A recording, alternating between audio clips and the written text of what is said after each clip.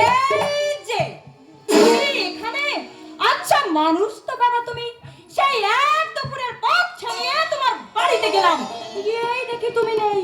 তারপর তোমার বাড়ির একটা লোকের কাছ থেকে ঠিকানা নিয়ে সোজা রিস্কায়। আরে আরে আরে আরে আরে আরে আরে, এই এই এটাও তোমার বাড়ি নাকি? আরে বাপ রে বাপ, কি সুন্দর বাড়ি বাড়ি। কে তুমি?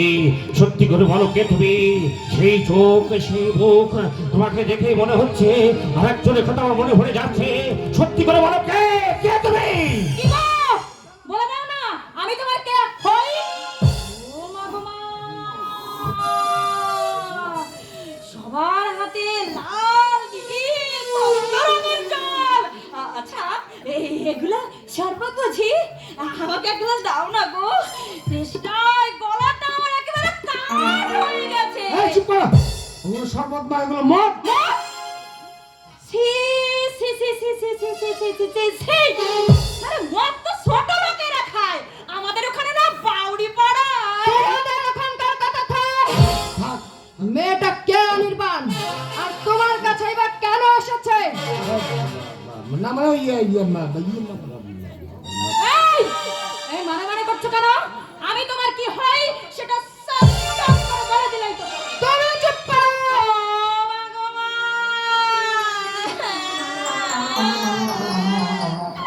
তোমার সামনে আমাকে ধন দিয়ে কথা বলে, এই এরা সব কারা? না মানে শোনো, এরা দুজন দাবি করে এনাকে গর্ভধারী নিয়ে জন্ম দেয়। সে কথা তুমি আমায় আগে বলবে না, আমার শ্বশুর শাশুড়ি প্রণাম করতে হবে।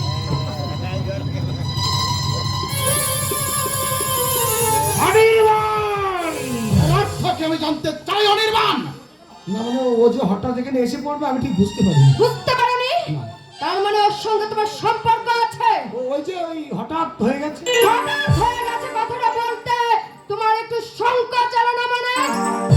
সবাই জানে আমি তোমার ভাবি স্ত্রী, অথচ তুমি কিনা স্ত্রী।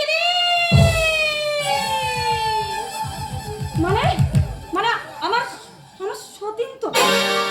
এই এই এদিকে ফেরো। এই এই আমার সতীন আছে সে কথা তুমি আমাকে আগে বলোনি কেন? বলো কেন বলোনি? বলো কেন